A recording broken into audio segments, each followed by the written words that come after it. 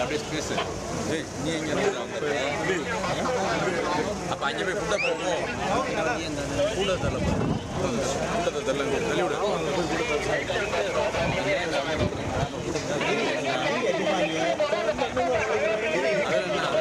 நம்ம டீம் வந்தானே எல்லாம் பண்ணாங்க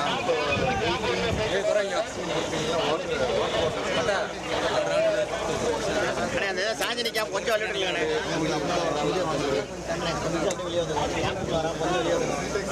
ஒரு ஆள் மட்டும்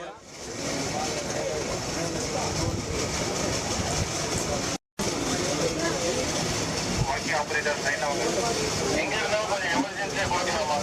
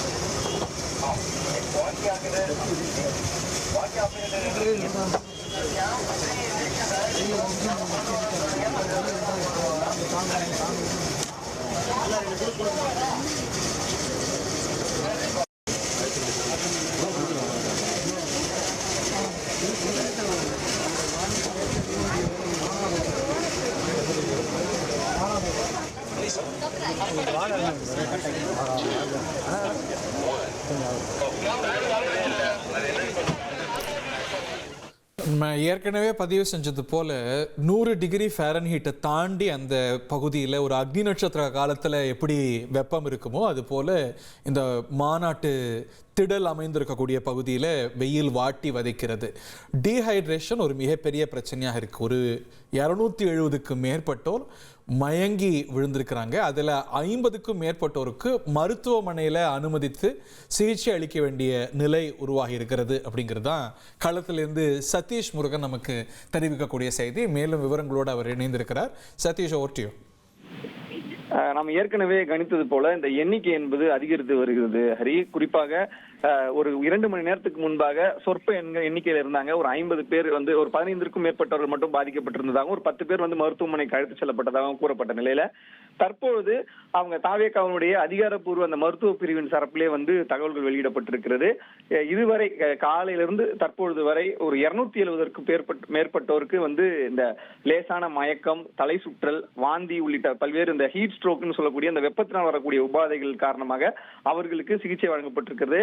சிறியவர்கள், பெரியவர்கள், பெண்கள், அதே போன்று இளைஞர்கள் உட்பட பல்வேறு தரப்பினர் ஒரு 270க்கும் மேற்பட்டவர்கள் இந்த ஹீட் ஸ்ட்ரோக்கால பாதிக்கப்பட்டு முதலுதவி சிகிச்சை என்பது வழங்கப்பட்டிருக்கிறது. இதை தவிர்த்து ஒரு 50க்கும் மேற்பட்டவர்கள் இவங்க மருத்துவமனைக்கு ஆம்புலன்ஸ் மூலமாக அனுப்பி வச்சிருக்காங்க.